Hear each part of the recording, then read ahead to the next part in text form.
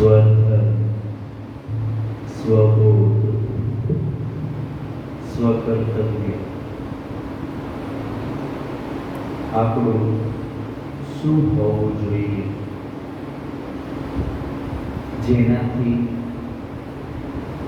આપણે આપણા આ જીવનને સાર્થક રીતે જીવી શકીએ, જેનાથી આપણે આપણા આ જીવનને વિશેષ જીવનમાં રૂપાંતરિત કરી શકીએ. એ વિચાર, એ સિદ્ધાંત, એ નિયમો કે જેનું પાલન કરવાથી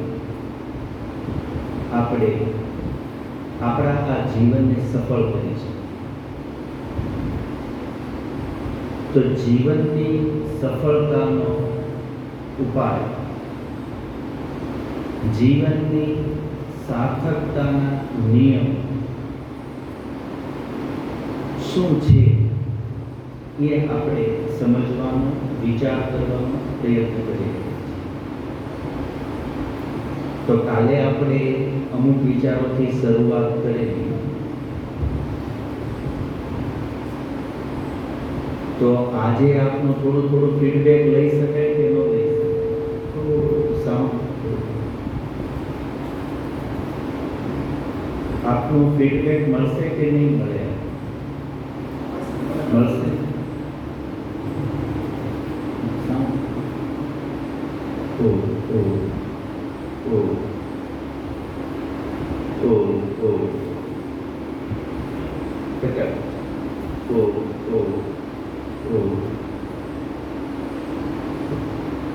કેમ કે આપનું ફીડબેક મળશે તો મને વિચારો મૂકવામાં ખબર પડશે કે કઈ વાત રાખી, કઈ વાતમાં તમે કંટાળો છો, કે કઈ વાત ગળે ઉતરે છે, અથવા કઈ વાત કરવા જેવી છે. એના વિશે આપણે સારી રીતે વિચાર કરી શકીએ. તો કાલે આપણે શું વિચાર કર્યો? આપણાથી કોઈ સંક્ષેપમાં કાલની વાતનું વિવરણ આપી શકશો? કાલના દિવસ દરમિયાન બંને સેશનમાં આપણે શું વિચાર કાલે સમજવાનો, જાણવાનો પ્રયત્ન કર્યો? જો એને આ ક્રમમાં કહી શકો તો સૌથી સારું, નહીંતર જે રીતે પણ કહી શકો. કોઈ કહી શકશે? કાલે આપણે શું સમજવાનો પ્રયત્ન કર્યો? આપને થશે આપણે ભણાવવાનું ચાલુ કર્યું, તમે દુનિયાને ભણાવી, તમે અમને ભણાવવા મીધા. તો મેં કાલે જ કીધું, હું કોઈ પ્રવચન કરતો નથી, પણ મારે તોય કરવું પડ્યું. જેટલું તમે ઇન્વોલ્વ થશો, જેટલું અરસપરસ આપણે કોમ્યુનિકેશન કરશું, એટલું વધારે મજા આવશે. તમે તમારા પ્રશ્નો રાખી શકો, જેથી આપણે એની સાથે સાથે ચર્ચા કરી શકીએ. હું કોઈ વાત કરું તો માની લેવી જરૂરી નથી. આપની વાતમાં કોઈ સંશય છે, શંકા છે, પ્રશ્ન છે, એ જ સમયે આપ હાથ ઊંચો કરીને પૂછો કે ભાઈ આપ એમ કહો છો કે આ કરવું જોઈએ, પણ એમાં તો આ તકલીફ આવે છે, એવું કરવામાં તો મને આવું દેખાય છે. આપના વિચારો મૂકો તો બહુ સારું એનાલિસિસ થશે, અને સમજીને બધવામાં જ મજા આવશે. સાંભળીને બધવામાં મજા નહીં આવે. સાંભળવું અલગ વસ્તુ છે, સમજવું તો આપણે સાંભળવું છે કે સમજવું છે? સમજવું છે તો સમજવામાં તો મંથન કરવું પડે. મેં કાલે કીધું, સાંભળવાથી કંઈ ન થાય. એટલે થોડું પરસ્પરસ આપના પ્રશ્નો આપ જ્યાં લાગે ત્યાં પૂછો. તો કાલનું સારું કોણ કહેશે? શું આપણે કાલે સમજવાનો પ્રયત્ન કરીએ? હાજી.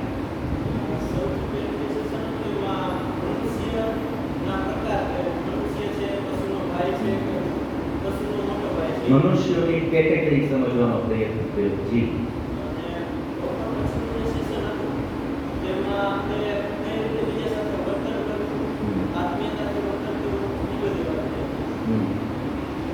સરસ. બીજું કોઈ? મનુષ્ય અને પશુના સ્વભાવનો બિગ ડિફરન્સ શું આપણે કાલે સમજવાનો પ્રયત્ન કર્યો? કયો ડિફરન્સ મનુષ્યને અને પશુના સ્વભાવનો ભેદ કરે છે? કઈ વસ્તુ?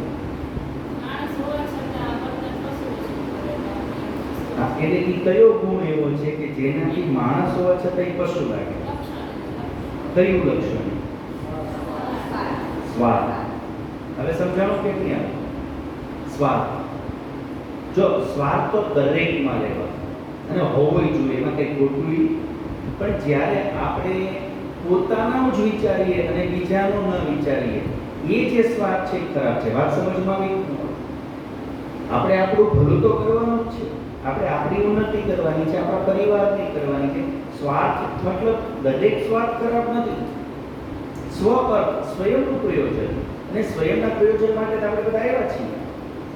પણ એ એવી રીતે પૂરું નથી કરવાનું. મેં કીધું સિગ્નલ તોડીને નહીં, એ વિચારવાની વાત છે.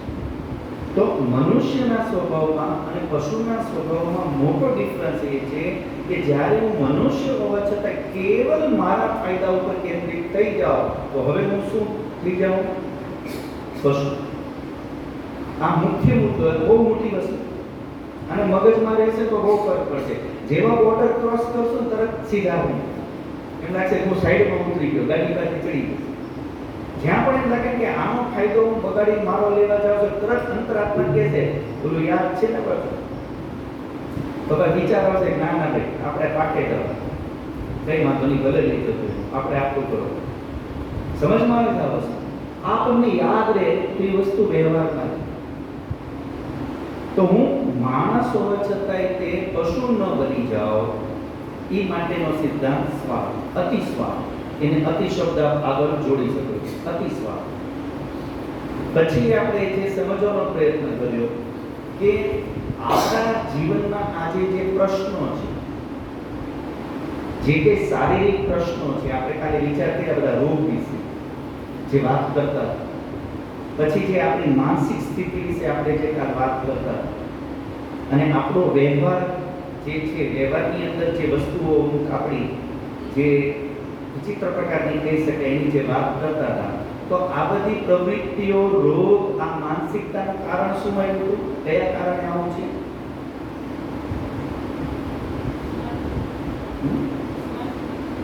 સ્વાદ તો ખરો, પણ એનાથી આગળના ચરણના શું થઈ ગયા? માણસના શરીરમાં જે આપણા રોગ જે છે એની પાછળનું કારણ આપણે સમજ્યા હતા એનું મન. અને મનની અંદર જે ચિંતા, તણાવ ને આ તે બધું છે, તો મનની આ બગડેલી સ્થિતિ, આનું કારણ શું આપણે સમજ્યા?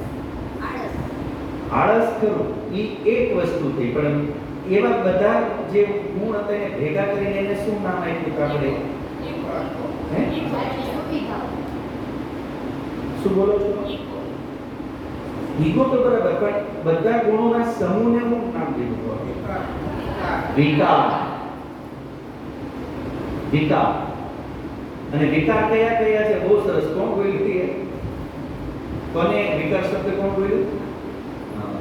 જો આને કહેવાય એલર્ટનેસ. તાત્પર્ય પકડાવવું જોઈએ વક્તા. અને આપણે તો ઈશારો જ કરવાનો, શિક્ષક છો આપણે તો મારે ખોદી ખોદી ઉકાળ્યું. આમ બોલ્યા તો ઠાક દઈ નીકળવું. તાત્પર્ય વક્તા શું પૂછે ઠાક દઈ ક્લિક થઈ જવી છે. આને તેજ બુદ્ધિ કહેવાય. તો વિકાર, તો વિકાર કયા કયા છે?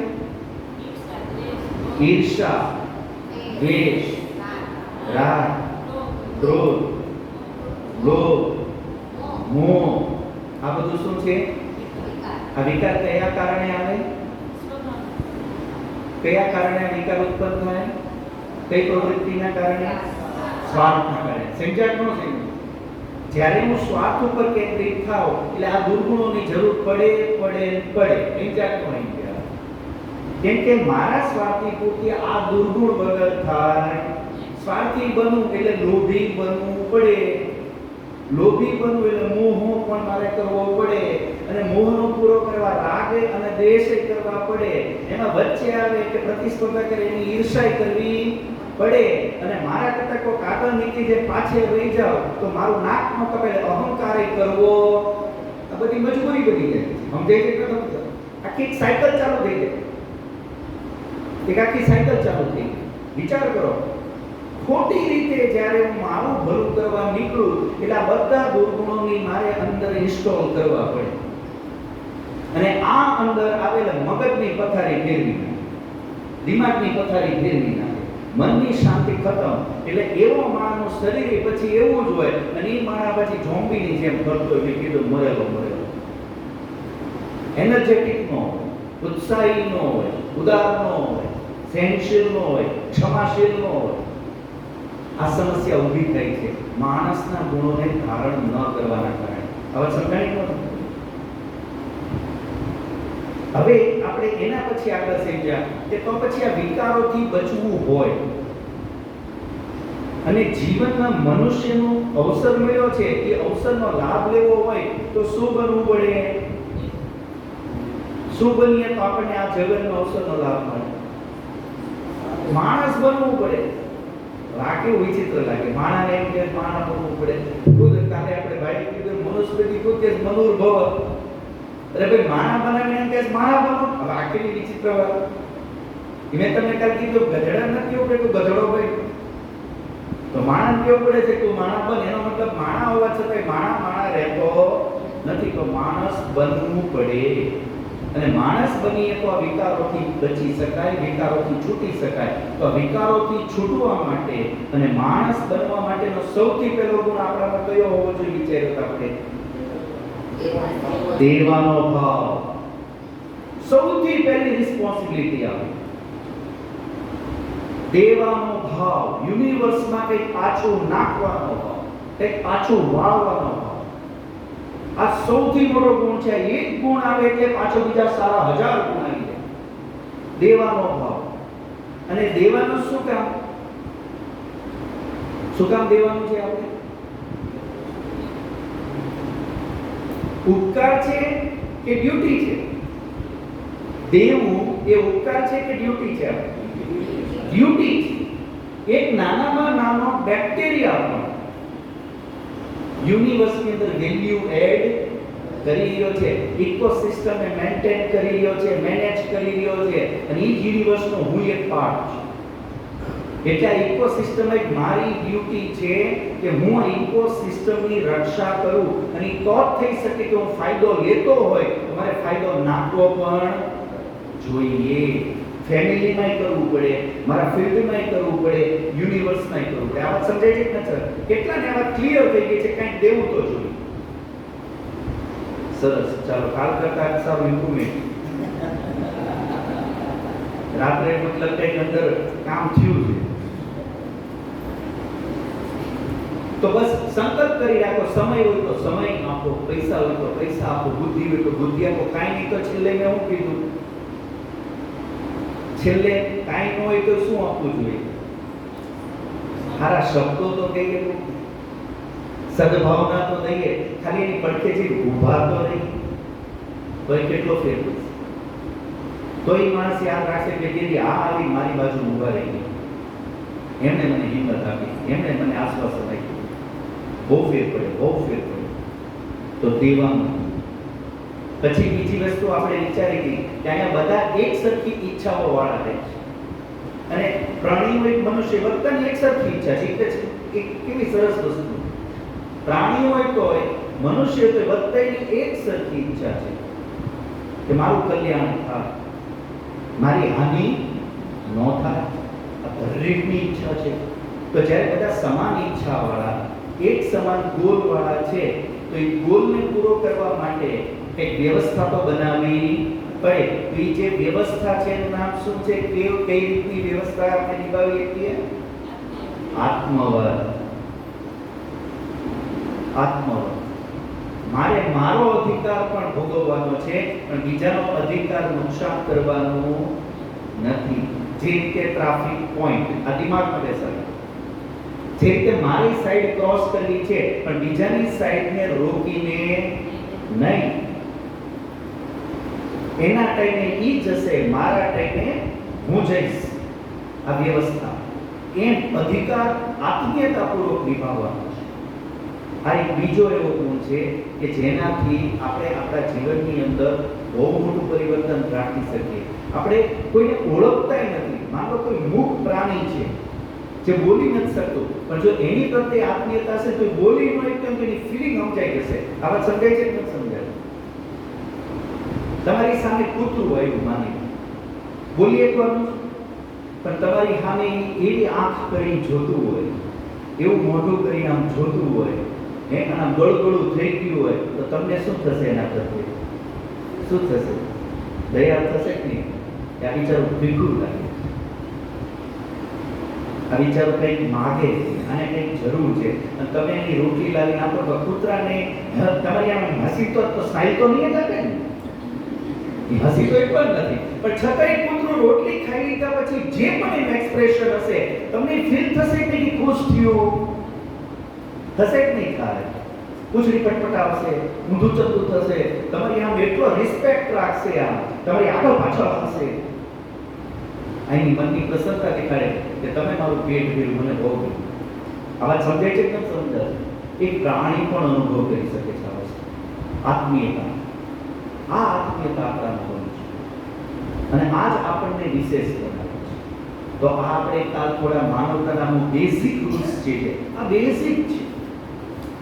મોટી મોટી વસ્તુ આપણે કરવા, કપડા કેમ પહેરવા અને માણસ વચ્ચે કેવી રીતે તૈયાર થઈ જવું, આ તો બધું બહુ એટલું કરી લીધું, પણ બેઝિક રૂલ્સ બધા કાયમ છે. સમજો છો તે આમ આપણે બધી ફોર્માલિટીઝ કેટલી બધી કરીએ છીએ લોકોની વચ્ચે, સમાજમાં ચાંદલો કરી આવશું ને બેસણામાં જઈ આવશું ને બધું હટલી લઈએ, પણ અંદર આત્મીયતા વગરનું બેસવું ને અને કોઈ મદદ વગરનો ચાંદલો, હવે એ બધું કેવું માથું માથું ન લાગે? જોવાની મૂળ વસ્તુ જ ગાયબ છે, મૂળ જોવું જોઈએ, ક્વોલિટી જે છે એ આ છે. હવે જે સમજવાની વસ્તુ છે કે આપણે આ બધી વસ્તુ વિચાર કરી ગયા, પણ મને આ હવારે એક વિચાર આવ્યો. યક્ષ અને યુધિષ્ઠિર સંવાદ આપણે યાદ છે? શું છે એ સંવાદ? યક્ષ સ્ત્રીએ હું પૂછ્યું યુધિષ્ઠિરને, હા, તો યુધિષ્ઠિરથી શું જવાબ આવ્યો? જાણવું મરવા. એટલે યુધિષ્ઠિરજીને યક્ષ અને યુધિષ્ઠિર સંવાદ એક અલંકારિક કથા છે ત્યાં. તો એમાં યુધિષ્ઠિરને યક્ષ પૂછે, સાંભળ્યું છે કે નથી સાંભળ્યું આપણે? તો યક્ષ પૂછે છે કે હે યુધિષ્ઠિર, મારા અમુક પ્રશ્નના જવાબ આપતો પાણી ભરવા દો. તો ઓલા બીજા બધા ભાઈઓ ન આપી ગયા, અહીંયા બેભાન થઈ ગયા. તો યુધિષ્ઠિરજી હોશિયાર હતા, ધીરજવાળા હતા, ધર્માત્મા હતા. એટલે યક્ષ કે તારી પાસે આશા કરું છું, તું જવાબ આપ. કે પૂછો કે સંસારનું સૌથી મોટું આશ્ચર્ય કયું છે? યુધિષ્ઠિરજીએ તરત સરળતાથી જવાબ આપી દીધો કે રોજ બધા મરે છે, છતાં મને એવું લાગે છે કે હું મરવાનો. સમજો, રોજ બધા મરે છે તો હું સ્મશાનમાં જાઉં છું, જોઉં છું લોકો બળી ખાક થઈ ગયા, પણ તોય એવું મને લાગે છે કે હું મરવાનો નથી, તો કાંજી ભાઈ ગયા. સમજાય છે કે નહીં વસ્તુ? આ સંસારનું બહુ મોટું આશ્ચર્ય છે, અને એ આશ્ચર્ય આજે જીવિત છે કે નથી? આજે છે. તો મને વિચાર એવો, માન લો અત્યારે યક્ષ આવે તો, અને અત્યારે યુધિષ્ઠિરથી આવે તો, અને યક્ષ પૂછે કે હે યુધિષ્ઠિર, અત્યારે 2026 નું આશ્ચર્ય કયું છે? તો યુધિષ્ઠિરજી શું કહેશે? શું લાગે છે? યુધિષ્ઠિરજીને ત્યાં 2026 માં યક્ષ ને યુધિષ્ઠિર કલ્પના કરો ભેગા થઈ ગયા નીચે ક્યાંક કંકારા, અને યુધિષ્ઠિરજી પૂછી લીધું કે અત્યારનું સૌથી મોટું આશ્ચર્ય કે યુધિષ્ઠિરજી શું કહેશે? માનો અમદાવાદથી આંટો મારતા મારતા ટંકાર આવ્યા હોય તો જે કંઈ જોયું જાણ્યું તો શું કહેશે? મને એવું લાગે છે એવું જ કહેશે કે હે યક્ષ રાજા, આજના કોઈ માણસને આજે મરવું તો નથી, પણ જીવાના ધંધા મરવાના છે બધા.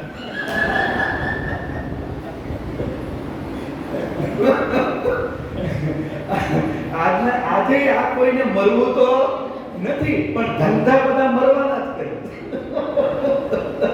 લખણ જો, એનું જીવન જો, એનું ખાનપાન જો, એની દિનચર્યા જો, એનો વ્યવહાર જો, બધું મરવાના ધંધા છે. છે કે નથી? શું લાગે છે? મરવું જ કોને કયો? કેટલા જણા મરવા તૈયાર કરો આપો? તો એ સત્ય તો આજે જીવતું જ છે, પણ ધંધા કયા છે? મરવાના જ છે બધા. આ બહુ મોટું આશ્ચર્ય છે 2026.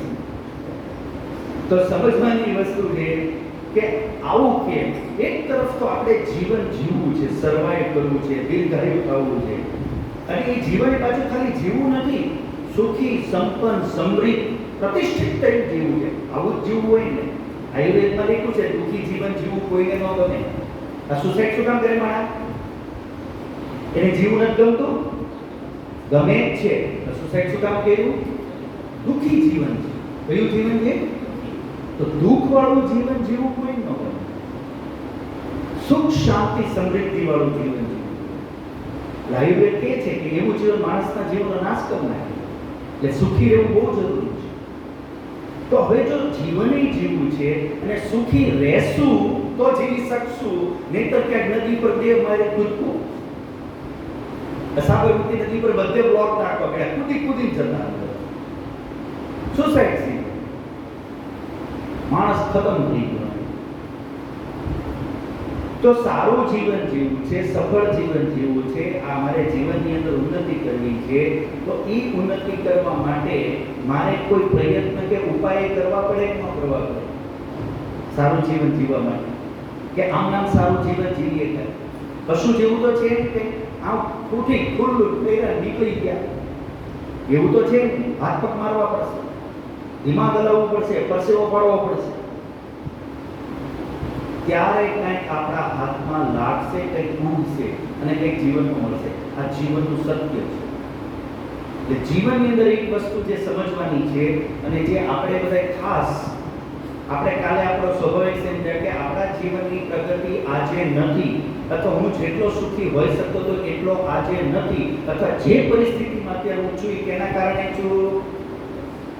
અવસર નથી મળ્યા એટલે કે આળસ પકડી બેઠો એટલે? સમજો મુદ્દાની વાત. અવસર તો મને બની કે ધીરુભાઈ અંબાણી કરતા સારા મળ્યા હતા, સમજો છો? પણ મને એ વખતે કોણ ગમતું હતું? આળસ. અવસર મેં લાભ મારી, મને ભણવાનો અવસર મળ્યો, મને આરોગ્ય મેળવવાનો અવસર મળ્યો, મને પ્રતિષ્ઠિત થવાનો અવસર મળ્યો, મને પુણ્ય કમાવાનો અવસર. કેટલા અવસર કોઈ નહીં થાય? આળસના. અને આળસના લીધે શું થાય? આપણને સંઘર્ષ કરવો, પ્રયત્ન કરવો ગમતો નથી. અને પ્રયત્ન વગર, ઘર્ષણ વગર, શ્રમ વગર મળે ક્યાં? થાળી પડેલો પાપડ મોઢામાં ન જાય. હિંજક નો હિંજા ઈ તોડવો પડે અને અહીં સુધી લાવવો પડે, નહીતર પાપડ મોઢામાં. તો કોઈ પણ વસ્તુ મેળવવી હોય તો એના માટે ક્રિયા, કર્મ, શ્રમ કરવો પડે. કદાચ રોગી હોય, ખાટલા હોય, આઈસી હોય, મોઢામાં કદાચ જ્યુસ પાય તો એને ઉતારવા પ્રયત્નો તો કરવો પડે કે નહીં? ઈ નો જાય. સમજો છો નહીં? મતલબ પ્રયત્ન કર્યા વગર કાંઈ મળે નહીં. આ સત્ય. તકલીફ છે, પ્રયત્ન કરીએ એટલે તકલીફ પડે, એ પણ સત્ય. અને આપણને તકલીફ આવે વેળ છે અને પ્રયત્ન કર્યા વગર સફળ થવાય. આનું કરવું બોલો? આનો રસ્તો શું કરવો? એક જ રસ્તો છે, સત્યનો સ્વીકાર કરવો જોઈએ. શું કીધું? એક સાયકલ અહીંયાથી ત્યાં, ઈ ટાયર એનું ઘસાય નહીં, પેડલ એનું લાગે નહીં તો જઈ શકે? અને ચાલશે તો ઘસાશે કે નહીં ઘસાય ટાયર એનું? બ્રેક એની ઘસાશે કે નહીં ઘસાય? ઘસાશે. તમે બાણું ખોલ બંધ કરો તો મિજાગરામાં ઘસારો આવવાનો કે નહીં આવવાનો? પણ કોઈ એ વિચારે કે મારા મિજાગરા ખરાબ થઈ જાય એટલે હું બાયણું બંધ જ રાખું.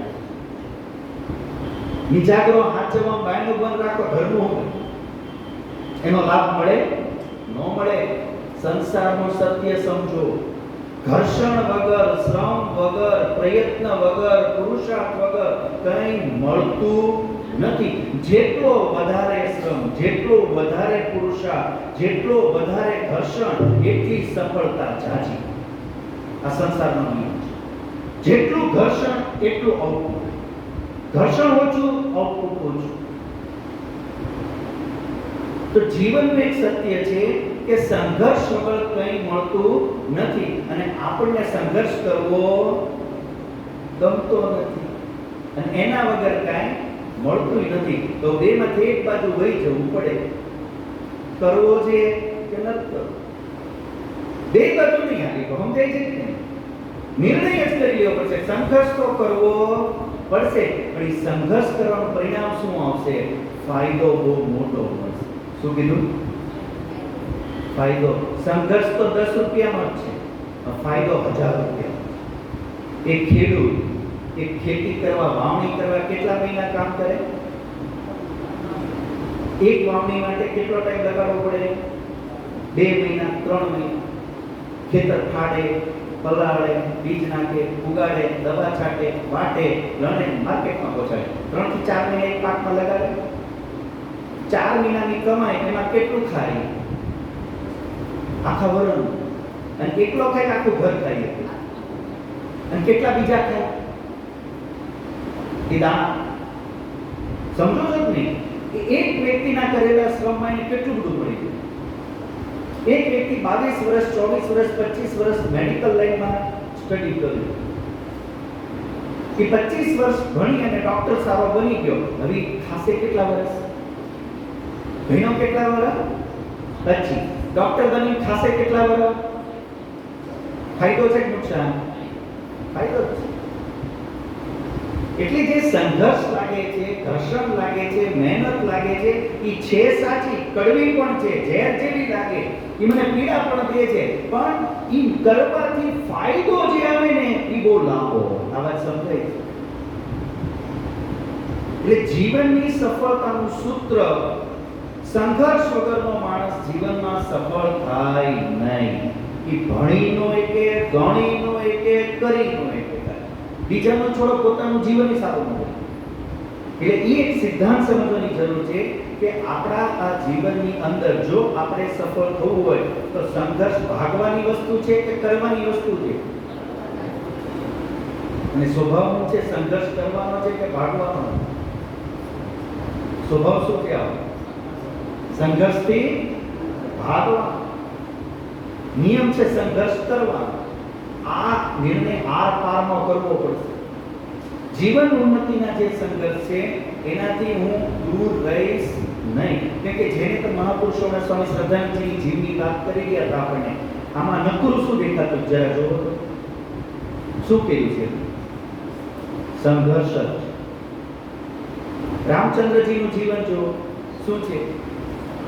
શ્રી કૃષ્ણજીનું જીવન જીવો. જેટલા મહાપુરુષને મહાપુરુષ કહીએ છીએ કે આજકાલના જે સક્સેસફુલ જે લોકો છે ભૌતિક યુગના, કે આ દરેક જણાએ શું કરેલું છે? સંઘર્ષ.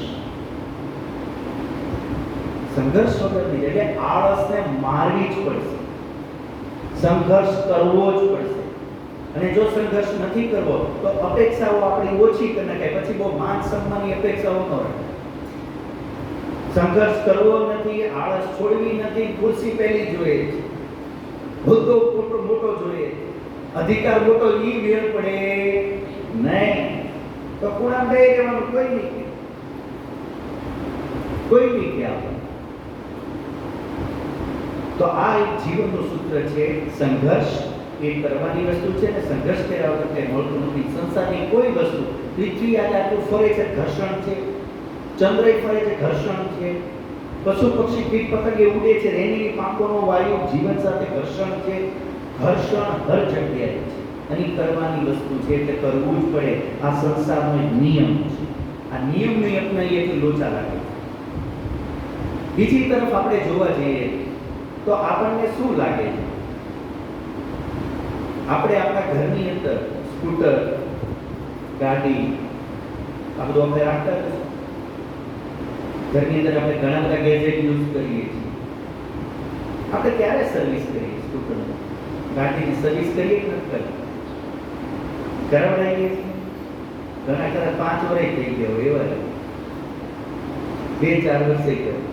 ક્યારે કરીએ આપણે? સ્કૂટર આપણું હોય, ગાડી હોય, સર્વિસ કરાવવું હોય તો ખરાબ થાય. એકદમ સાચું. મતલબ ખરાબ ન થાય ત્યાં સુધી હાંકા કરો. જેથી ખરાબ થાય તેથી જોયું જાશે. અત્યારે તો હાલે છે ને, તો આમાં સ્કૂટરનો વાંક કે માણાનો વાંક? અને માણાનો શું વાંક? એને હું એમાં ભૂલ કરી? હાલે છે, હાલે છે. મતલબ એનો નિયમ હું કામ કરે છે એના મનમાં કે લોચો લાગે ને ત્યારે પગ હલાવાય, ત્યાં સુધી કઈ કરવાની જરૂર. એવું સ્કૂટરમાં જોવા મળશે, એવું ગાડીમાં જોવા મળશે, એવું ઘરની અંદર લાઈટ હશે, પંખો હશે, તો આમ ખબર છે કે હવે ગમે તેની શોર્ટ લાગે એમ છે, આ બલ્બનું હોલ્ડર કેતુનું લબડી રહ્યું છે, આ પંખો cut cut cut cut cut cut કરે તો બી લોહી પીશે, અને પણ એ હાલે છે ને. હમણાં તો હાલે છે તો હાલવા દો, આપણે એને વધવા દઈએ.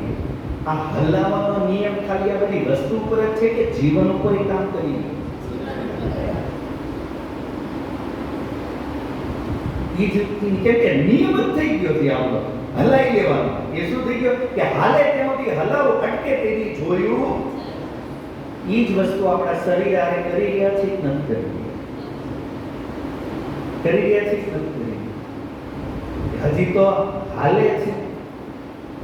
હવે શરીરની દિશા દશા બધું બદલાવાનું છે, કંઈક કંઈક એમાં લક્ષણો દેખાવા માંડ્યા છે, પણ શું થાય તો હજી તો હાલે. હાલવા દે. એનો મતલબ શું થયું? જેથી આઈસીયુ જાય તેથી જોશું, જેથી હોસ્પિટલાઇઝ થઈ જઈએ એનો મતલબ તેથી વિચાર કરશું. સીધી વાત છે.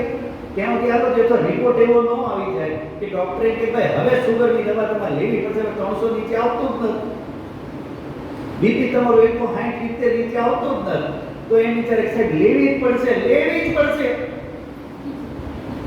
ત્યારે ચાલુ કરીને એમાં ઘણા એવા હોય 15 દી લઈ મૂકી દે. હાલે છે એને રિપોર્ટ ઉપર ને ડોક્ટર ઉપર ભરોસો નથી.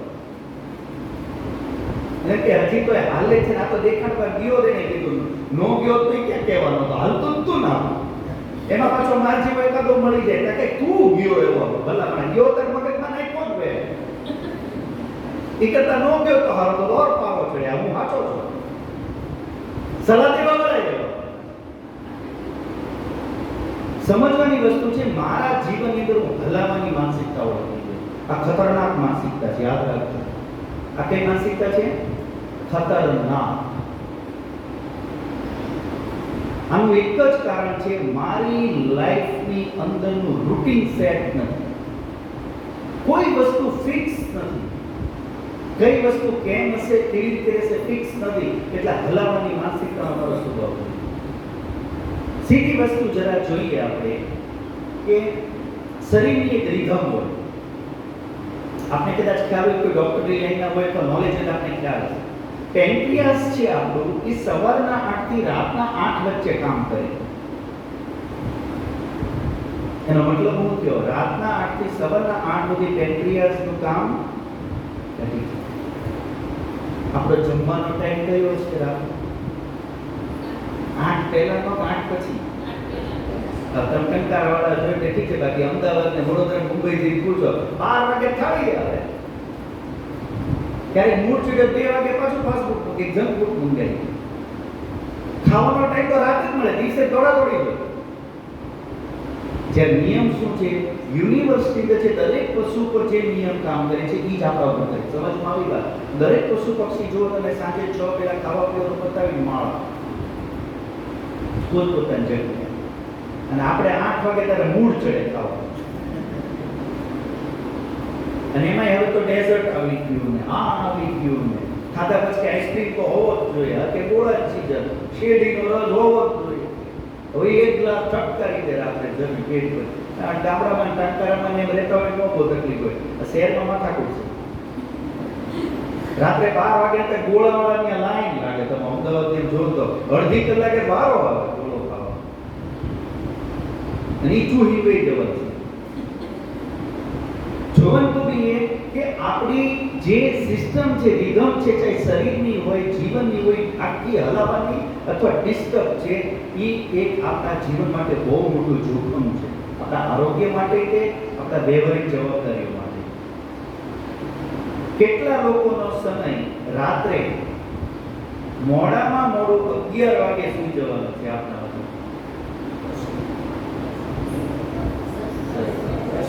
10 વાગે? Very good. આ ટંકારા વાળા જો ને અમદાવાદ આવી પૂછો, રાજકોટ થી પૂછો કે તમારો સુવાનો ટાઈમ શું? 2 વાગે હું સુઈ જ જાઉં. અચ્છા, 2 વાગ્યા કેમ પૂછો? કઈ નહીં, મોબાઈલ નહીં બેઠો. 2 વાગે ભૂતો એ ઉઠે કેટલા વાગે? તો વિચાર તો કરો, 2 વાગે ભૂતો એ ઉઠે કેટલા વાગે? આખી લાઈફસ્ટાઈલ ડિસ્ટર્બ છે. એટલે જોવાની ખૂબી છે, જેને રાત્રે સુવાનો સમય નથી ફિક્સ, એનો ઉઠવાના સમયનો કોઈ ધડો નથી. અને જેનો ઉઠવાના ટાઈમનો ધડો નથી, એનો આખો દિવસ બેકાર જાય. આખો દિવસ એનો ડિસ્ટર્બ રહેશે, આખો દિવસ સ્ટ્રેસમાં રહેશે. હવે ને ભાગી બધું ભેગું કરવાનું, ટાઈમ બધો પગાર નહીં. અમારા આચાર્યજી અમે ગુરુકુળમાં કહેતા હતા, સવારના 4 થી 7 વાગ્યાનો ટાઈમ છે ને જિંદગીનો સૌથી શ્રેષ્ઠ ટાઈમ છે. સવારના 4 થી 7 નો ટાઈમ છે ને એ જીવનની કમાણી કરવાનો ટાઈમ છે. શેનો ટાઈમ છે? કમાણી કરવાનો. પણ આપણને કમાણી 10 વાગ્યા પછી દેખાય. દુકાને જાઓ ત્યારે, ઓફિસે જાઓ કે સ્કૂલે જાઓ ત્યારે કે 11 વાગે આપણી કમાણી ચાલુ થઈ. જ્યારે અમારા ગુરુજી એમ કહે 4 વાગે કમાણી કરવાનો ટાઈમ, 4 થી 7. 7 વાગ્યા પછી કમાણી ટાઈમ નથી કે કેમ? કેમ કે 4 વાગે ઉઠી અને રૂટીન આપણું સ્ટાર્ટ થાય. એટલે સવારમાં ઉઠીને તરત પહેલા વ્યાયામ કરું, પહેલા દિનચર્યા કરું, મળમૂત્ર ત્યાગ કરું, તરત પછી ભ્રમણ કરું, જોગિંગ કરું, વોકિંગ કરું, એક્સરસાઇઝ કરું. એ પતી ગયું પછી ફટાફટ અડધો પોણો કલાકમાં તૈયાર થઈ નાહી ધોઈ અને પાછું મેડિટેશન કરવા બેઠું, ધ્યાન કરવા બેઠું. ધ્યાનની પતી ગયો હવન કરવા બેઠું, હવન પતી ગયો થોડો સ્વાધ્યાય કરી લીધો વૈદિક મંત્રોનો. આ પતી ગયું, હવે મોઢમ કોળીઓ નાખું. તો 7 વાગ્યા સુધીમાં શરીરની કમાણી કરી લીધી, મનની કમાણી કરી લીધી અને આત્માની કમાણી કરી લીધી. સમજમાં આવી કે ન આવી? 3 કલાકમાં શરીરની, મનની, આત્માની ત્રણેયની કમાણી થઈ ગઈ. હવે જે કમાયેલો છે ને ઈ ખર્ચી કે ઈ જીવન જીવીએ કે જે કમાણો નથી હું જીવન જીવવાનો. એટલે સવારે જે કમાણો હશે ને દિવસ આખું જીવન જીવશે. અને જે સવારે નથી કમાણો 4 થી 7 માં એ આખો દિવસ થશે જીવન નહીં જીવે, ઢળ હશે. એ જીવન ભેસડાય. તો આપણે જીવન જીવી રહ્યા છે, ઘસડી રહ્યા. શું લાગે? એ ઢળી રહ્યા. રૂટીન, સુવાનું રૂટીન, ઉઠવાનું રૂટીન અને ઉઠ્યા પછી ફિક્સ સમયે જે જરૂર છે એ કામ કરી લેવું. હું બપોર 12 વાગે તડકામાં દંડ બેઠક કરવા નીકળું કેવો લાગે? કે નહીં, આચાર્યએ કીધું તો એક્સરસાઇઝ કરવાની છે. મારે હવા ટાઈમ હતો, 12 વાગે હું દંડ કરવા ચોંટી પડું, હોસ્પિટલ ભેગો થાવ. અરે ભાઈ, દંડ બેઠક સવારે હારા લાગે, 12 વાગે નો હારા લાગે. સમજાય છે કે નહીં? તો જે સમય જે શરીરને જરૂર છે, જીવનને જરૂર છે એ હોવું જોઈએ. તો સવારે વહેલા સૂવું રાત્રે અને સવારે વહેલા ઉઠવાનો ટાઈમ ફિક્સ હોવો જોઈએ. અને ઉઠ્યા પછી પણ પહેલા એક્સરસાઇઝ કરી લેવી જોઈએ. કંઈ નહીં તો જોગિંગ કરી એવા, વોકિંગ કરી એવા કે કોઈ આસન કરી લીધા, કંઈક ને કંઈક કરવું અડધો પોણો કલાક. અને એ થઈ ગયા પછી હવે સ્નાન ને એવું લઈ મેડિટેશન કરવું છે. જે રીતે આપણે શરૂ કરીએ ત્યારે થોડું આપણે એક ટ્રેલર આપવું છે. ધ્યાન કરવું છે, મેડિટેશન કરવું છે. કમસે કમ 25 મિનિટ. કેટલું? કમસે કમ મિનિમમ. જો એનો બેનિફિટ લેવો હોય તો મિનિમમ 24 અવરમાં 24 મિનિટ હોવું જોઈએ. આ મોટું કહેવાય કે નાનું કહેવાય? અઘરું છે કે સહેલું છે? 24 કલાકમાં 24 મિનિટ, 1 કલાકમાં 1 મિનિટ થઈ. કેવલ 1 મિનિટ, પણ એનો બેનિફિટ જબરદસ્ત. તો 24 કલાકમાં 24 મિનિટનું મેડિટેશન આખો રિચાર્જ કરી દેશે. આ સિસ્ટમ આખી એનાથી ફિટ થશે. આ સિસ્ટમ મેડિટેશન વગર કંઈક નહીં થાય. ડે બાય ડે આપણે જોઈએ છીએ કે મેન્ટલ સ્ટ્રેસ વધી રહ્યું છે, સાયકોસોમેટિક રોગ બધા વધી રહ્યા છે અને સાયકોલોજીકલ ડિસ્ટર્બન્સ જે ટ્રબલ છે બધી વધી રહી છે. આનું સોલ્યુશન માત્ર ને માત્ર ધ્યાન જ છે, સંધ્યા છે, એનો કોઈ રસ્તો એક જ રસ્તો. અને એમાં જ્યારે જે વ્યક્તિ વિદ્યા સાથે, નોલેજ સાથે, એજ્યુકેશન સાથે જોડાયેલો હોય અને જે બીજાની લાઈફમાં ઇમ્પ્રૂવ કરવાની હોય એવા વ્યક્તિને મેડિટેશનની જરૂર વધારે પડે કે ઓછી? એને તો વધારે પડે. ધ્યાન 24 મિનિટ, વ્યાયામ 24 મિનિટ, નાવા ધોવામાં 24, નાવા જાય ઘણા એવી રીતે હોય પોણો કલાક બાથરૂમમાં હોય, કાંઈ પણ ડબલા નાખ્યા. અરે ભાઈ નાતા હું વાર ક્યાં ને આવું દીધો નહીં, 10 મિનિટ તો બહુ થઈ ગઈ. ફિક્સ હોવું જોઈએ કેટલી વાર લાગશે. તો બધી વસ્તુનો ટાઈમ સેટ. અને એ થઈ ગયું પછી હવન રોજ થતો હોય. આ હવન કોઈ આધ્યાત્મિક નથી, ખાલી થેરાપી છે. થેરાપી મેક્સિમમ ડિસીઝ જે છે એને હવનથી કંટ્રોલ થઈ જાય. જો ગેરંટી દઉં એટલી બધી મેડિસિન ઔષધિઓ આજે પતંજલિની આવે છે, બાકી આપણે ઘરે બહારથી ઓહળિયા લાવીને કરીએ છીએ. હવનમાં એ બધું નાખો, અર્જુનની છાલ છે, ગોળો છે, આ છે, તે છે, આમના રોગ હોય. સમજો છો નહીં? આ ઘરમાં હવન કરીએ એટલે જેમ પોતા મારવા જરૂરી છે, કે જેમ માન લો તમારે ઘરની હામણી મારવી જરૂરી છે, બાવા પાડવા જરૂરી છે, એમ ઘરની વાયુ ચોખ્ખી કરવા હવન કરવું જરૂરી છે. બીજું કાંઈ નથી, સફાઈનું કામ છે. ઘરની સફાઈ માટે, વાયુની સફાઈ માટે, મારા મનની શાંતિ. કમ્પલસરી નિયમ છે, કમ્પલસરી. બ્રશ ન કરો ચાલશે પણ હવન વગર ન હાલે. સમજો છો ને સર? બધા બ્રશ નહીં કરો તો ખાલી મોઢું એટલું જ મારવું રહેશે, પણ હવન નહીં કરો તો વાયુ 24 કલાકનું જેવી તેવી. તો હવન કરી લીધો પછી થોડું કંઈક રીડિંગ કરવાનો ટાઈમ. આપણને રીડિંગની આદત થઈ ગઈ, આને તો હાવ ભૂલાઈ ગયું. હવે સાંભળવું વધારે કરે. સાંભળવામાં શું હોય, એનું બેટા કરે ને આપણે આપણું વિચારે. સાંભળવું હેલું, વાંચવું હેલું. સાંભળવું હેલું અને આ હેલું થઈ ગયું. એટલે વાંચવા રસ પડતો, જેવું વાંચવા જાય ને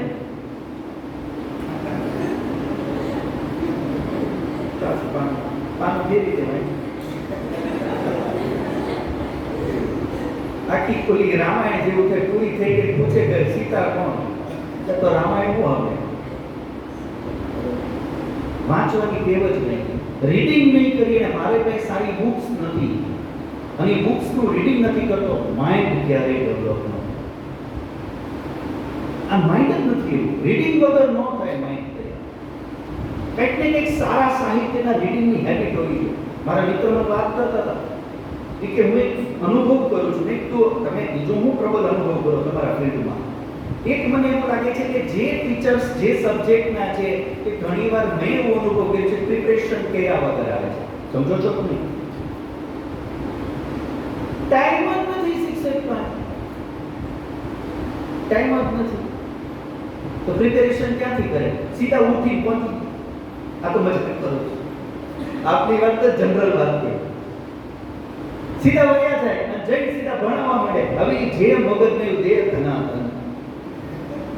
અને એક છે ભાઈ મારી પાસે કયા લેવલના સ્ટુડન્ટ છે, એની યોગ્યતા કેટલી છે, પાછળનું કેટલું સમજાવવું, હવે નવો ટોપિક કેવી રીતે એક્સપ્લેન કરું, એમાં હું નવું શું એને કંઈક ડિફરન્ટ આપું. આવું પ્રિપેરેશન કરીને આવવાવાળા કેટલા? વાંચો તો પ્રિપેરેશન કરો. પ્રિપેરેશન કરવા મારે મારી બુક તો કરવી પડે, મારી સ્ટડી તો કરવું પડે. એનો ટાઈમ નથી. હું કામ ટાઈમ નથી? પાછો ઘરની માયા, ઘરના કામમાં જ છીએ, બૈરવ છોકરાઓમાં જ છીએ, એટલે આપણે સ્કૂલની તૈયારીનો ટાઈમ નથી. આ એક બહુ મોટી વસ્તુ સમજવા જેવી છે કે મારે મારું પ્રિપરેશન સ્વાધ્યાય હોવું જોઈએ. સ્વાધ્યાય કર્યા પછી હવે હું ફ્રી. આટલું કામ મારી સવારનું હોવું જોઈએ. ઉઠવાનું વહેલા, એક્સરસાઇઝ, મેડિટેશન, હવન અને રીડિંગ. હવે તમારું જે સંસારનું કામ હોય દોડો, જેટલું દોડવું એટલું દોડો. જેટલી દોડ મારી, કેમ કે તમે કમાણી કરી લીધી તો લૂંટાવી હોય એટલી લૂંટાવો અને તમે લૂંટાવી શકો. કેમ? તમે તમારી પર્સનલ કમાણી કરી લીધી, એન્જોય નો એન્જોય. પણ જો સવારનો 7 વાગ્યા સુધીનો ટાઈમ ગયો, હું લુખ્ખો થઈ ગયો. અને લુખ્ખો માર્કેટમાં ફરતો હોય શું કરે? ભીડ જ ભેગી કરે, ટક્કર જ મારે, એ ટ્રાફિક જ કરે, ભીડ જ ભેગી કરે. સમજવાની વાત, કમાણી આત્મ કમાણી, ભીતરની કમાણી, માનસિક કમાણી આપણી કઈ હોવી જોઈએ. એના પછી આપણે જેમ જઈએ તો રૂટીનની અંદર બીજી જે જરૂરી વસ્તુઓ છે, આપણે જે ફિલ્ડમાં છે, ફિલ્ડની અંદર જરૂર હોય એનું પ્રિપરેશન, એની મહેનત, એની કમાણી, ફેમિલી માટે આપણે કઈ ટાઈમ હોવો જોઈએ. ઘણાને એટલો બધો ટાઈમ ફેમિલી, હવે એ જ મિત્ર હું જે મારા વાત કરું, એને ફેમિલીમાંથી નવરા જ નથી પડતા, જે હું તો હોતી 2 છોકરા. એટલે ભાઈ તો બહાર તો આવતા તમે ક્યારેક આપણે નાનપણના મિત્રો છીએ, અઠવાડિયે રવિવાર એકવાર બે લે કે મારા છોકરાને ફેરવા હાથે લઈ જવાના હોય, લે કે અમારા હાહરા ત્યાં જવાનું તો આળા ત્યાં જવાનું તો તો ભાઈ નવરા જ પડતા સંસારમાં. એમ નો હોય, બધાને ટાઈમ આપો, મિત્રોને આપો, પડોશને આપો, સગાવાલાને આપો, ફેમિલીને આપો. ટાઈમ મેનેજમેન્ટ આપણે બધાની જરૂર પડવાની છે. આપણે સોશિયલ એનિમી છે, આપણે સમાજમાં રહેવાનું છે, તો બધાનું જોવું પડશે. હું ખાલી મારા હાહરિયાનું જોઉં તો મેળ નહીં પડે, બધાનું જોવું પડશે. બધાએ ટાઈમ રાખો. અને તો મને આ જો આ બધા દેવકુમારજીની બધાને આપ જો, આ લોકો પોતાનું પર્સનલી કરે, રેગ્યુલર આર્ય સમાજ માટે ટાઈમ કાઢે. એમની ફેમિલી નથી, એમને મન નહીં થતું, એમની અમારી રીતે અમારા સ્વાર્થને પૂરો કરીએ, સમાજ માટે ટાઈમ ગમે ત્યાંથી લઈ આવો. આ કમિટમેન્ટ કહેવાય. અને બહુ મોટી આ ત્યાગ છે, બહુ મોટો. તો એ સમજવાનું છે આપણે, આપણા માટે ઇમ્પોર્ટન્સ છે, સમાજ માટે, સોસાયટી માટે. ટંકારાની કોઈ એવી માનો ગતિવિધિ છે, એના માટે ટાઈમ કાઢો છો. તમારું કામ છે, તમારું વતન છે. તમે ટાઈમ નહીં આપો, હું થોડો આવી ભાવ કરતી આવ્યા, આપણું વજન આપણે જ કરવું પડશે. આ સમજવાનું. તો ટાઈમ મેનેજમેન્ટ, રિલેશનની અંદર બધા સાથે તાલમેલ, જમવાની વાત, ભોજનનો એક સમય હોય કે ન હોય. અચ્છા, કયા સમયે ભોજન કરવું જોઈએ? તો રાતનું તો આપણે કીધું ભાઈ 7 વાગે, મોડું 7 વાગે થઈ જાય તો સારામાં સારું, કેમ કે પેન્ક્રિયાસ ત્યારે એક્ટિવ છે. તો એ સમયે ભોજન કરીએ તો સુગર સ્પાઇક થાય નહીં, બોડી આપણું ફિટ રહે. અને પછી જે કરીએ એ જ રોગ કરે. 7 વાગ્યા પછીનું જે ડાયટ છે એ ડેમેજ જાજુ કરે છે. અને સવારના 8 વાગ્યા પહેલા જે ખાય છે એ મરે છે. 8 થી 8 વચ્ચેનો ટાઈમ છે એ જ ખાવા પીવાનો. બાકીનો ટાઈમ છે રેસ્ટનો, રિચાર્જનો, જે એ ડિટોક્સ થવાનો છે. એમાં બીજું અંદર ન થાય નહીં, સિસ્ટમને ડિસ્ટર્બ કરે. જમવાની અંદર, અચ્છા જમવામાં આપણને વધારે શું ભાવે? જમવાનું જો કે તમે બધા આપણે આપ બધા જે વાતાવરણમાં રહો છો એટલે થોડું સાત્વિક ભોજન અને પૌષ્ટિક ભોજન ને જે આપણું પારંપરિક ભોજન જે લેતા હશો. પણ આપ જનરલી આમ વિચારો, ભોજન લેવા વાળા કેવા હોય છે? અથવા તમારા જે સ્ટુડન્ટો અને બાળકો હવે ભવિષ્યમાં જે આવી રહ્યા છે, એ તમારી સ્ટાઇલના હશે કે આદિ સ્ટાઇલના હશે? આદિ સ્ટાઇલના હશે. ખાનપાન મારું કેવું હોવું જોઈએ? સૌથી પહેલું તો મુખ્ય વસ્તુ, જે વ્યક્તિને દિમાગથી કામ લેવાનું ને એને પેટ ભારે ન રખાય. અને જેને બાવડાથી કામ લેવાનું ને એને પેટ ભારે. એક્ઝેક્ટ નો નહીં. જેને બાવડાથી કામ લેવાનું ને એનું પેટ ભારે હોવું જ જોઈએ. જેને દિમાગથી કામ લેવાનું છે એનું પેટ હળવું હોવું. આ વાત સમજો છો? એનો મતલબ શું થયો? ભૂખ હોય ને એના કરતા 2 રોટલી ઓછું જમવું જોઈએ, 2 રોટલી ઉપર નહીં. એક્ઝામ્પલ શું કીધું? આપણે જનરલી શું થાય, 2 રોટલી નીચે રે, ઉપર રહી જાય, ઉપર જ વહી જાય. એમાં પાછો આઈસ્ક્રીમ તો રાહ જોઈને બેઠો જ હોય. ગોળો કે શેરડી ગ્લાસનો રસ્તો હજી બાકી જ હોય.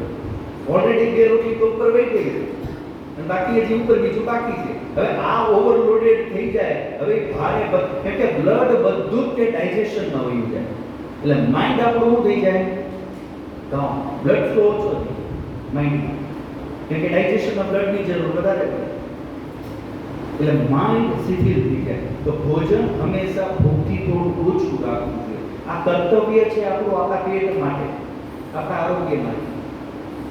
બીજી વસ્તુ એ જમવા છે કે જમવામાં શું જમવું? જમવામાં શું જમવું? પિઝા, બર્ગર, વિરમ મિત્રો કે શું જમવું? હે જમવા તો આજકાલ તો ગામડામાં ગરમ કૂતરો મળે છે.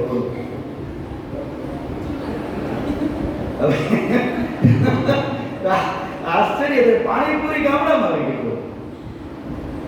હવે ફૂસ ફૂસ ફૂસ ફૂસ ખાય જાય, નકરું ઓલા દબાડબ વાળું પાણી.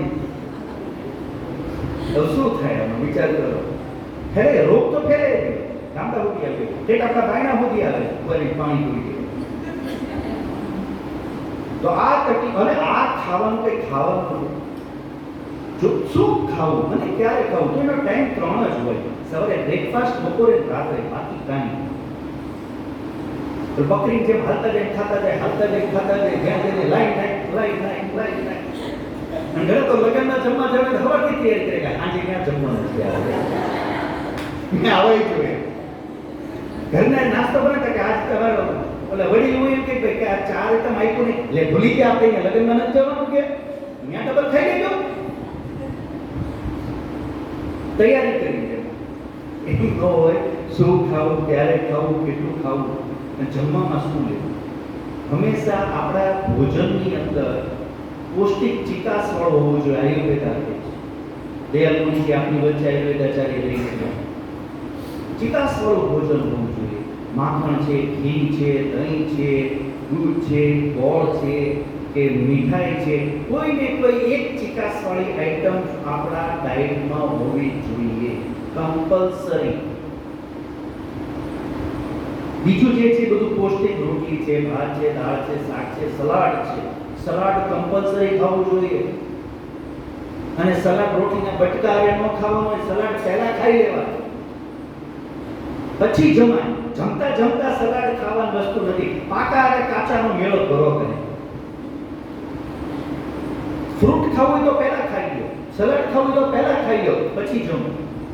બે ભેગું. અને જમવામાં વધારે આપણને કયો ટેસ્ટ ગમે? સ્પાઈસ. ગળપણ ના પડે તો મોટું આવું મૂકી દે. ઘણા દેવાય છે ઘી ઊંઘાડો તો ઉલટી કરે આજના છોકરા. અને ચટાડી દીધું તો વાત જાવ. ઘી નથી ગમતું, મીઠાઈ નથી ગમતી, ખીર નથી ગમતી, દૂધપાક નથી ગમતો, લાડવા નથી ગમતા, મોહનથાળ નથી ગમતો. સ્પાઈસ. વિચાર કરો આવા. અને એમાંય તે અત્યારે ઉનાળાના દિવસો છે. ઉનાળામાં વધારે શું લાગે આપણને અત્યારે? લૂ. અને આપણે ગુજરાતીઓને એમાં કાઠિયાવાડીઓને તો ગળે ઉતરી ગઈ. લૂની દવા કઈ? કેરી તો ખરી, પણ આમ જમવામાં લૂની દવા કઈ?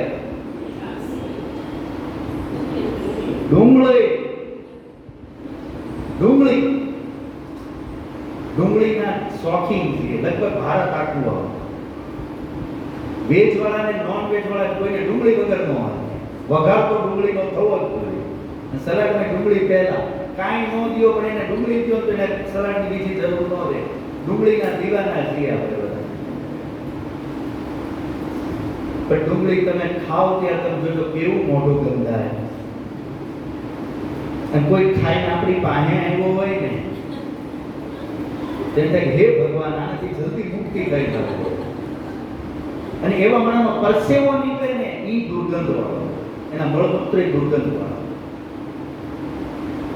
એટલે આયુર્વેદ અનુસાર આ બધી ઔષધિમાં લઈ શકાય, રેગ્યુલર વસ્તુ નથી. અને એમાં જેને દિમાગનું કામ લેવું છે એને આ સાત્વિક તામસિક વસ્તુથી બચવું જોઈએ. એને બને ત્યાં સુધી આવા દુર્ગંધવાળા પદાર્થો, ડુંગળી, લસણ, આ બધી વસ્તુઓથી થોડું દૂર રહેવું જોઈએ, ઓછું લેવું જોઈએ. માપે લેવું ના નથી પણ માપે અતિ ન હોવું કે ભાઈ મને ડુંગળી તો હલશે જ નહીં, એમ નહીં. માપે. તો આ બધી આપણી ડાયટની અંદર અમુક વસ્તુઓ આપણે જે ધ્યાન રાખવાની છે. તો કુલ મળી આપણું જે જીવન જે છે એને 24 કલાક જ મળ્યા છે. 24 થી વધારે કોઈને મળ્યા, ચાહે અમીર હોય તોય ભલે, ગરીબ હોય તોય ભલે, દરેક માટે 24 કલાક ફિક્સ છે. તો આપણને એટલો ટાઈમ મળ્યો જેટલો બીજાને મળ્યો, કે જેટલો એક સફળ વ્યક્તિ મળ્યો એટલો જ મને મળ્યો. પણ કોણ એનો ઉપયોગ કેવો કરે છે એની પર જીવનનો આધાર છે. એને 8-8 કલાકના 3 સ્લેબમાં ડિવાઈડ કરી દે તો વધારે સારું. 8 કલાક પર્સનલ રેસ્ટ માટે, સુવા, આરામ, પર્સનલ 6 કલાક 7 મિનિમમ 7 કલાક સૂવું જોઈએ. મિનિમમ એટલું શરીરને ડિટોક્સ થવા માટે એટલો રેસ્ટ જરૂરી. 7 કલાક સુવામાં વયા ગયા અને 1 કલાક જે છે નાવામાં, ધોવામાં, બ્રશમાં કે એમાં ગયો તો કેટલી કલાક થઈ ગઈ? તો 8 કલાક તો આપણા પોતાના શરીર માટે. બાકીની જે 8 કલાક છે એમાં હવે આપણી જીવન માટે જરૂરી જે એક્ટિવિટી છે, જે મેં કીધું, એક્સરસાઇઝ, ધ્યાન, રીડિંગ, હવન, કોઈ સેવા, પરોપકાર કે ફેમિલીનું કોઈ કામ, એ બધું કરવા માટેના કેટલા કલાક છે? હા, કેટલા થઈ ગયા? 16. અને બાકીના જે 8 કલાક જે છે એમાં તમારે કમાણી કરવા, તમારા ફિલ્ડની અંદર પૂરી તાકાત લગાવી દેવી જોઈએ. કેટલા થઈ ગયા ટોટલ? 24 કલાકને આ રીતે મેનેજ કરો એટલું બધું બેલેન્સમાં રહેશે. એટલે સમજદાર માણસ તમે જોજો, આ જેટલા સફળ લોકો છે ટાઈમિંગના લીધે જ આગળ છે. ટાઈમિંગના લીધે જે લોકો સક્સેસ છે, અને ટાઈમિંગના લીધે જે લોકો ફિટ છે, અને ટાઈમિંગના લીધે જે લોકો આદર્શ જીવન જીવી રહ્યા છે. મોદીજી વિશે આપણે સાંભળીએ, સ્વામી રામદેવજી વિશે આપણે સાંભળીએ, આ બધા 5 થી 6 કલાક માંડ છે. બાકીનો બધો એનો ટાઈમ આખો એટલો બધો સ્પેન્ડ થયેલો છે કે એમાં કઈ ટાઈમ એડજસ્ટ કરો તો 1000 વાર છે. કેટલા બિઝી રહે છે, કેટલા બિઝી રહે છે. બિઝી રહેવું જોઈએ. નવરો બેઠો જેની પર ટાઈમ મેનેજમેન્ટ છે જ નહીં, બોલો બોલાવે તેની યાર વહી ગયા, આ બોલાવે એની વાય રહી ગયા, તો કામ આખું આપણને વાયટા જ કરે. પણ આપણો પોતાની પાસે કંઈક હોય તો કોઈ બીજા આપણા ગોલ માટે આવે, નહીતર આપણે બીજા માટે હા એ કરો બેટા અર્થ વગર ટાઈમ મેનેજમેન્ટ. તો કહેવાનો મતલબ આપણા જીવનની અંદર પશુ પક્ષી પણ ટાઈમથી ચાલે છે, ટાઈમથી દરેક ક્રિયાઓ કરે છે. આપણે પણ આપણા રૂટીનને સેટ કરવું જોઈએ. જેનું રૂટીન સારું, આદર્શ છે, સેટ છે, એવી વ્યક્તિ જીવનમાં વધારે સફળ અને સાર્થક થઈ શકે. એના પછી જો વિચારવા જેવી વાત જે છે જીવનની અંદર, તો આપણે બધા એક અનુભવ કરીએ, તૈયાર થવું આપણને ગમે છે કે નથી? સરસ કપડાં પહેરવા, બોડી સ્પ્રે, સરસ મજાનો મેકઅપ, સરસ મજાની જ્વેલરી, આ બધું તૈયાર થવું આપણને ગમે છે કે નથી? શું કામ કરે?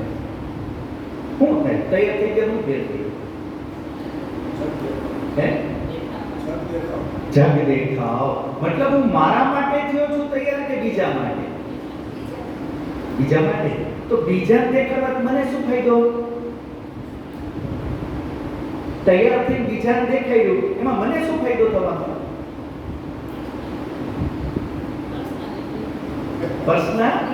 પર્સનાલિટી વધે, હું મારો દેખાવ, મારા વખાણ થાય. સમજમાં આવે છે વસ્તુ? કેવલ પર્સનાલિટી માટે છે. લોકો ઉપર મારો પ્રભાવ જમાવવા, લોકો મને જોતા આવે.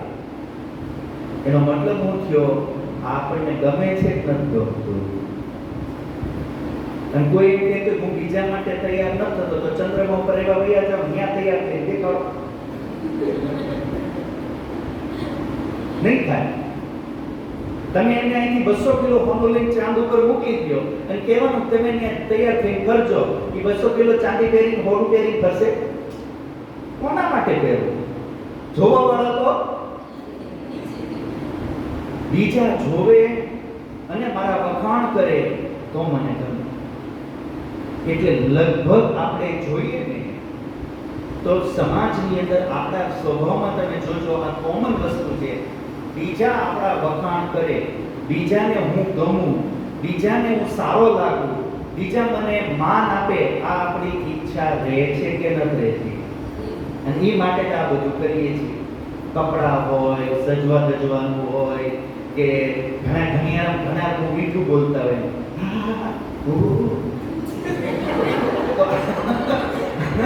આટલી મીઠાશથી વિચાર આપણે શું કામ બોલીએ? ઘરે હમણાં આવે તો ખબર પડે હું કેમ બોલું. નગારા વાગતા હોય, 3 ઘર સાંભળે વિચાર આમના મોઢર ને મગ ટપકે છે. શું કામ આવું રીતે બોલતો? એ મારા વખાણ. તમે તો બહુ મીઠું બોલો છો. સારો રાખો. મારું બોલવાનું એટલે મીઠું છે. અને બીજી વસ્તુ કે જે રીતે અત્યારે આપણે બધા બેઠા છીએ, હમણાં આપણે બેડરૂમમાં હોય આમ બેઠા છીએ, એક પગ આમ હશે ને આમ, માથું આમ હશે, સોફા પર ઉતારશો કેમ હશો? આ કામ ઊંધો કાકડો. આપણે સમૂહમાં જે છે એની સાચા નથી, એકલામાં જે છે એની સાચા છે. વાત સમજે છે કે નથી? કેમ કે સમૂહમાં બનાવટ છે. શું છે? અને બનાવટ કરવી પડે એમ છે. જો ન કરું તો ભૂંડો લાગુ. સાચું કે ખોટું? અને કોઈ મને ભૂંડાઈશ આપે મને ગમે, મારા વખાણ કરે મને ગમે, એટલે આ વખાણ માટે થઈને તપવું પડે છે. મીઠું બોલવું પડે, સારા કપડાં પહેરવા પડે, ખરખું રહેવું પડે કે આપણા વખાણ થાય. જોવાની ખૂબી, મારો કહેવાનો તાત્પર્ય છે કે એક બાજુ આપણે આ સજવું ધજવું, આ બધો દેખાવ, તામઝામ, ઘર આવું સરસ બનાવીએ, ગાડી સરસ લઈએ. એ ગાડી ખાલી આપણા માટે નથી લેવા, પડોશી બાળવાય લેવા કે જો મારા પાસે આવી ગયા. ખાલી શોખ જ નથી પૂરો કરવો, વટ પાડવો. વટ માટે ઘણું બધું કરીએ.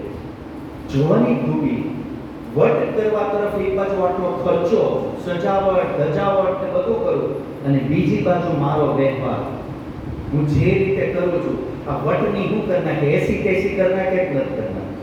સમજો છો કે હું શું કરું છું? એક બાજુ વટ પાડવો છે, મારે મારી પ્રશંસા કરાવી છે, અને બીજી બાજુ મારો વ્યવહાર એટલો એમ કહેવાય અસભ્ય અથવા મર્યાદા વગરનો, અથવા માન લો કોઈ પણ જાતની સેન્સ વગરનો હું વ્યવહાર કરું, આમાં મારો વટ પડે કે ઉલટાનો ખરાબ લાગે? મારો સરસ મજાના કપડાં પહેરી તો હું ગયો, 10 તોલા હોમો ચડાવીને ગયો, અને હું જઈને દેવરાજ કરીને કહું, એ દેવરાજ ભાઈ અહીં આવતો ભાઈ ખુરશી પર. એકવાર તો મૂકે છે, બીજી વાર આચાર્ય નમસ્તે, દેખાતું નથી? આવડી મોટી ગાડી લઈને આવ્યો છું, દેખાતું નથી? 10 તોલા 50 તોલા કયું પિક્ચર વાંચતો? 50 તોલા હે કઈ માગો રે? ફોનાનો, ગાડીનો, કપડાનો. મારું બોલવાનું કોચડું હોય, મને બોલતા ન આવડતું હોય, મને સામેવાળા સાથે રિસ્પેક્ટ રાખતા ન આવડતું હોય, મારી કોઈ સજાવટનો વેલ્યુ રે. એટલે આપણા ઋષિ મુનિઓ કહે છે, સાચો વટ ઘરેણાથી નહીં, સાચો વટ તમારા વ્યવહારથી પડશે, તમારા આચરણથી પડશે. અને એનું જીવતું જાગતું ઉદાહરણ આપની વચ્ચે છે આપણા પ્રભુ. મેં એને કાલે નિવેદન કર્યું, કૃપા કરીને ખુરશી પર બેસો. મને પોતાને સંકોચ થાય છે, ઘણો સંકોચ થાય, મને નથી ગમતું. પણ તમારી હિંમત વધારવા, તમારું આત્મબળ વધારવા, તમારામાં એક પ્રકારનો એક આદર્શ સ્થાપિત કરવા, એ પોતાને ડાઉન ટુ અર્થ રાખી રહ્યા છે. હવે સમજો છો કે નહીં? તમે ભાગ્યશાળી છો.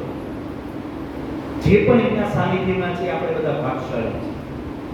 ભાગ્યશાળી નથી જે ધીરુભાઈ અંબાણીના ઘરમાં આવ્યો, ત્યાં કહેજો ભાગ્યશાળી એ વ્યક્તિ છે કે જે કોઈ સભ્ય વ્યક્તિના ઘરમાં આવ્યો.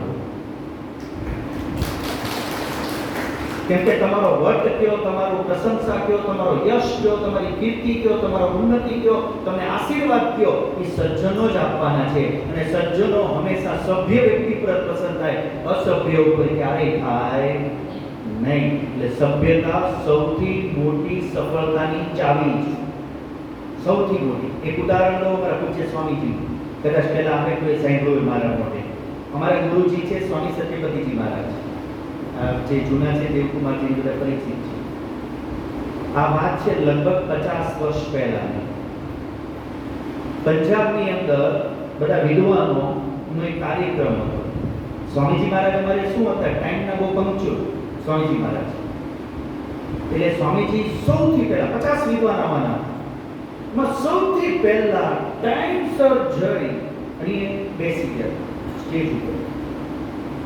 પછી જેમ જેમ ટાઈમ થતો ગયો મળ્યા આવા બીજા વિદ્વાન, ટોળું મળ્યું આવા, એ કાંઈ બેહો કે કાંઈ બેહો કે કાંઈ બેહો કે કંઈ કાંઈ બેઠો, બીજા આગળ બેહવા મળ્યા. વિચાર ન સમજ્યા. અને પછી તો એટલી ભીડ થઈ સ્વામીજીને દબાવવા મળ્યા. સ્વામીજી થોડા જગ્યા કરે પાછળ રહે, પાછા અહીંયા દબાવે, પાછળ રહે, પાછળ દબાવે.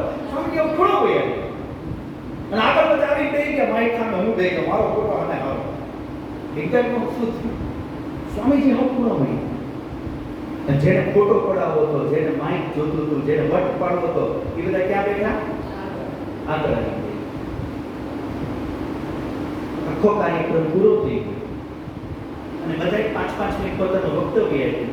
પાછળથી સ્વામીજીએ 5 મિનિટ વક્તવ્ય આપ્યું. બધાએ આપી પૂરું થઈ ગયું. બધા એક પછી એક નીકળવા માંડ્યા.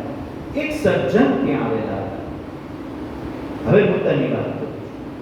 ઓડિયન્સની અંદર હોલ હતો. એ એક ફ્રન્ટમાં જ એક વ્યક્તિ આવી બેઠેલા અને એ વ્યક્તિ સ્વામીજી પાસે આવ્યા. બધાને પ્રસાદ આપી ગયા હતા એના હાથે, કેમ કે પ્રોગ્રામ એમને તો ઓર્ગેનાઇઝ કર્યો. પછી સ્વામીજીને પ્રસાદ આપ્યો. સ્વામીજી સરળતાથી લીધો અને સ્વામીજી કે ધન્યવાદજી. અને સ્વામીજી તો તરત નીકળ ગયા હતા કે સ્વામીજી 1 મિનિટ रुकिए, आपसे कुछ बात करना चाहता हूँ. स्वामी जी के हाँ जी बताइए. तो ये व्यक्ति શું કીધું સ્વામીજીને કે સ્વામીજી, હોલની અંદર હું પહેલો આવ્યો, સ્ટેજની ઉપર આપ પહેલા આવ્યા અને હું આવી મારી જગ્યાએ બેસી ગયો તો મેં આખો તમાશો જોયો કે તમે સૌથી પહેલા આવ્યા હતા અને જે વિચારો રજૂ કર્યા એ તમારા બધા કરતા શ્રેષ્ઠ હતા. અને જે રીતે તમને લોકો દબાવતા ગયા અને લોકો મોહ પોતાનો રાગ આગળ ફ્રન્ટમાં રહેવાનો લોકેશન દેખાડતા ગયા અને તમે એવું કઈ દેખાડ્યું નહીં, તમે ધીરે ધીરે આખા ત્યાંના ક્યાં વયા ગયા. સ્વામીજી, તમારી આ વિનમ્રતા, તમારા વિચારોની ઉચ્ચતા અને તમારી આ શાલીનતા જોઈ હું તમારો આખી દાસ થઈ ગયો છું. અને દાસ એટલે કોણ?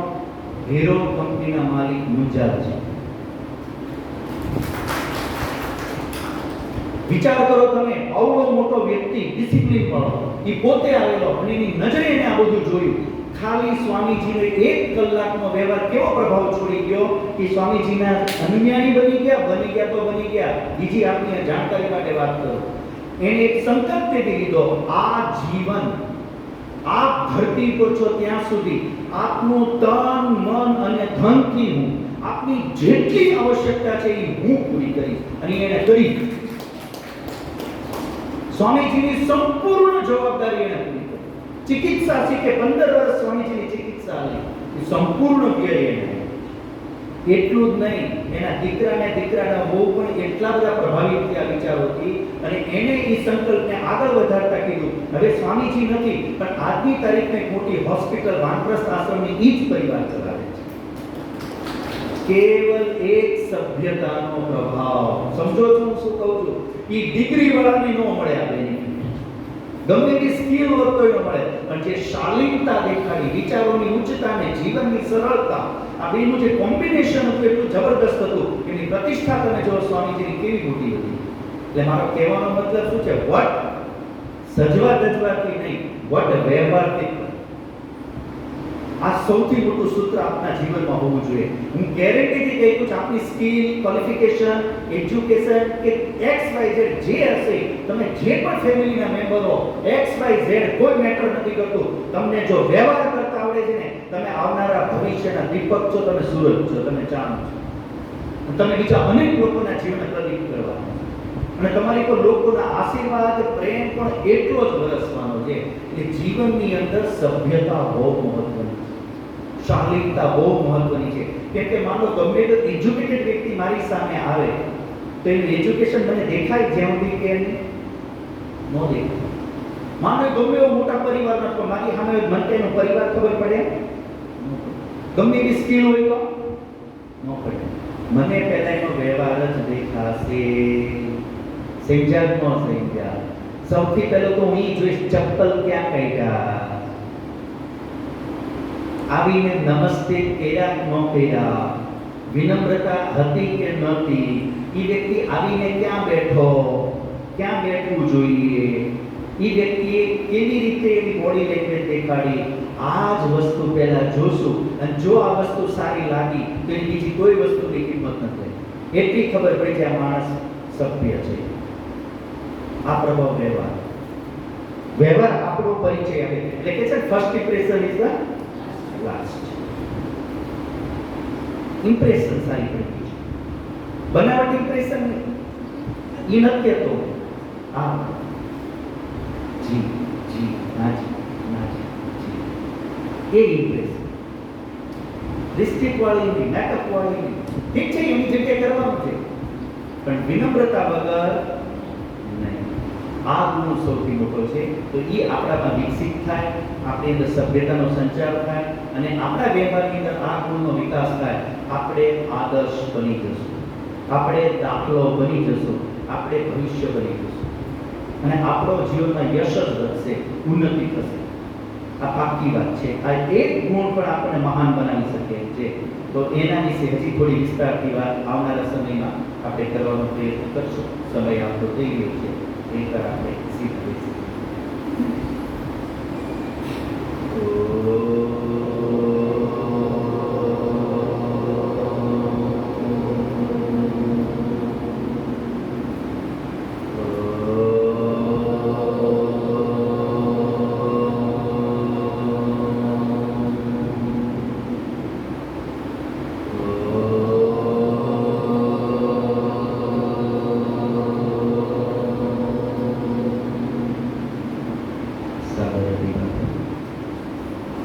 કંટાળી થાકી તો નથી જતા 1.5 કલાક એક ધારા હે?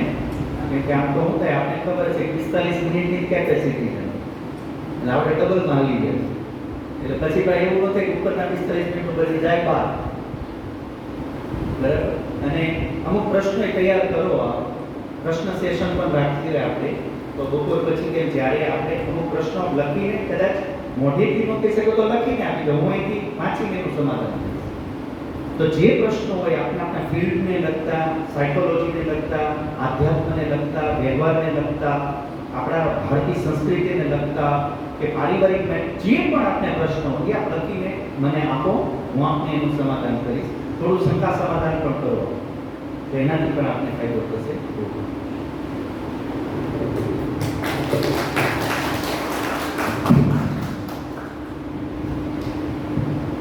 ખૂબ ખૂબ આભાર આચાર્યજી. તમારી હળવી શૈલી એટલી બધી આપણે બધાને મગજ ઉપર ભાર વગરની છે કે કદાચ આપણે સાંભળ્યા જ કરીએ તો એમ ન થાય કે કલ્પના કરો છો 1.5 કલાક ક્યાં જતી રહી ખબર પડી નથી. એનું કારણ છે આપની જે શૈલી છે અને છેલ્લે જે આપણે બધાને ઉપદેશ દીધો, આપણા આચરણ, આપણો વ્યવહાર. એક સૂત્ર પહેલા દિવસથી અમે દિગેશભાઈ કઈ નહીં કહેતા હોય, ચર્ચા કરતા હોય, માણસને જેન્ટલમેન કોણ બનાવે? દરજી. જેન્ટલમેન કોણ બનાવે? દરજી બનાવે.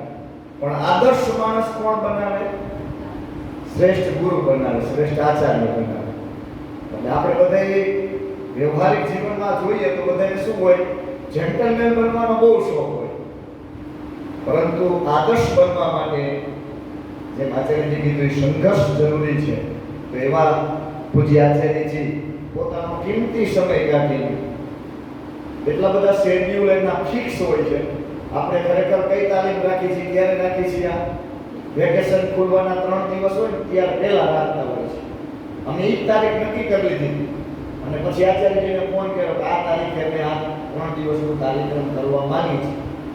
આચાર્યજી કીધું એ 3 દિવસનો હું ફિક્સ છું, મારો કાર્યક્રમ નક્કી થઈ ગયેલો છે. મારી પાસે આ 3 દિવસો ખાલી છે, તમારે અનુકૂળતા હોય તો ગોઠવું છું. એટલે આપણે 1 અઠવાડિયું આગળ વધ્યું. એટલે એટલા બધા શેડ્યુલ ટાઈપના કાર્યક્રમની વચ્ચે આપણી વચ્ચે સવારે 1.5 કલાક, બપોર પછીનો પણ 1.5 કલાક આપને ભણવે છે. હું તો એમ કહું આનાથી મોટી કથા એકે હોઈ શકે. ભારતમાં કોઈ માણસ એવો નથી જેને મોરારી બાપુને નહીં હેંગડાવ્યો. પણ એમાં કેટલા ગુણ રામના આવ્યા, એમાં કેટલા ગુણ સીતાજીના આવ્યા, તો એમાં કાંઈ નહીં, જીરો.